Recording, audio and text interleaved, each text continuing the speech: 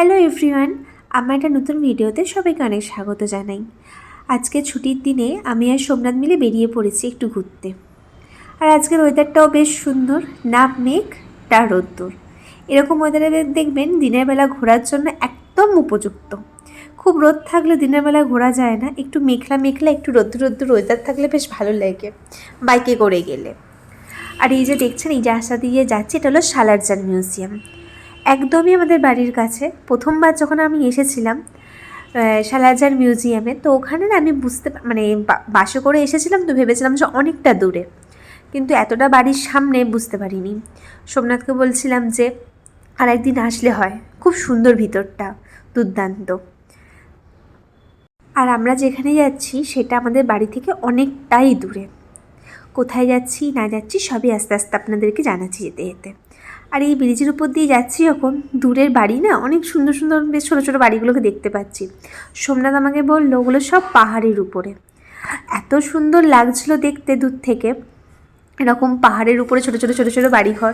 তো ভাবলাম যে শুধু একা আমি কেন দেখে অনুভব করব, আপনাদের সাথেও একটুখানি দেখাই। দেখুন কি সুন্দর লাগছে না পাহাড়ের উপর ছোটো ছোটো বাড়িঘরগুলো।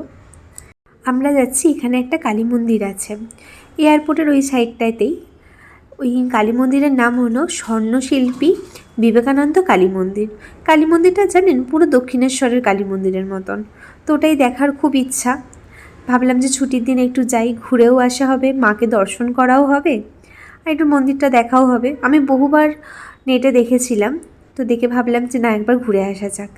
আর এখানে দেখুন দূরে দেখতে পাচ্ছেন কি সুন্দর একটা বজরংবলীর মূর্তি, ওর তলায় হনুমানজির মন্দির আছে। এই জায়গার পরিবেশটা কি সুন্দর না? আমার তো খুব সুন্দর লাগছে, দুদিকে গাছপালা। এই যে দেখছেন গেটটা, এখানেও একটা মন্দির আছে। এখানে একদিন ভাবছিলাম যে আসবো, একটু ঘুরে যাব। এত সুন্দর লাগছে এখানকার পরিবেশটা, কি বলবো। দুদিকে গাছপালা আর মাঝখান দিয়ে রাস্তা, খুব নিঝুম, বেশি অত নেই।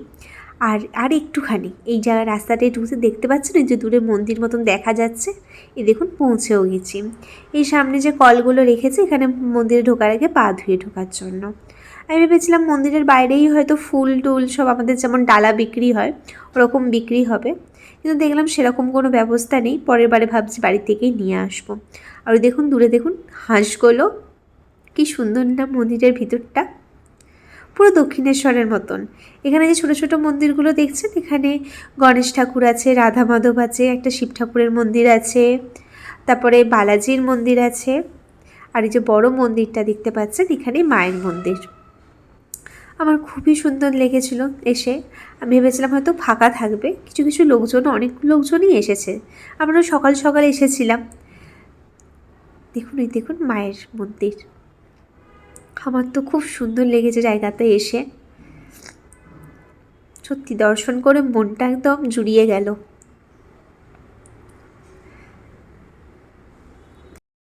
মন্দিরের আশেপাশেটা ঘুরে দেখছিলাম। এই পাশের এই মন্দিরটা হলো শিব ঠাকুরের মন্দির, আমরা ওখানেও যাব পরে। আগে ভাবছিলাম যে মন্দিরের আশেপাশটা একটুখানি, মায়ের মন্দিরের আশেপাশটা একটু ঘুরে দেখি, তারপর আবার ওই দিকটাতে যাব।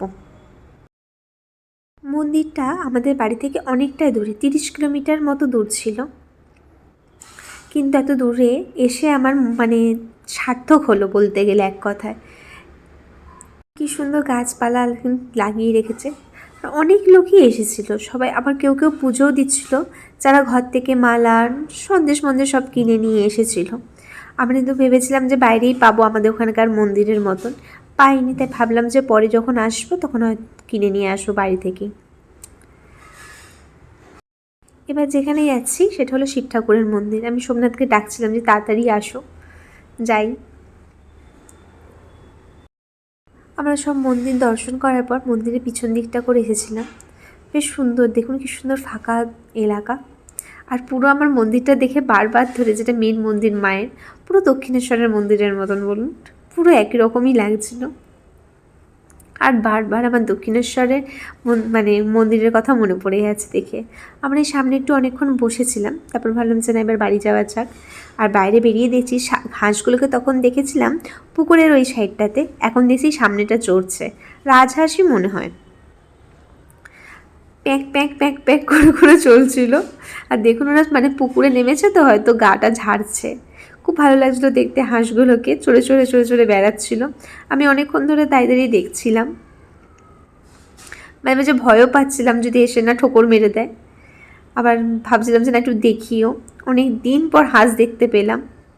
সত্যি শহর এলাকায় কোলাহলের মধ্যে থাকতে থাকতে অনেক কিছু আমরা মিস করে যাই। যাই হোক, এবার আস্তে আস্তে বাড়ির দিকে রওনা দিই। অনেকক্ষণই থাকলাম এখানে, বেশ ভালো লাগলো, আবার ইচ্ছা আছে আসার। আজকের ভিডিওটা এই অবধি, টাটা।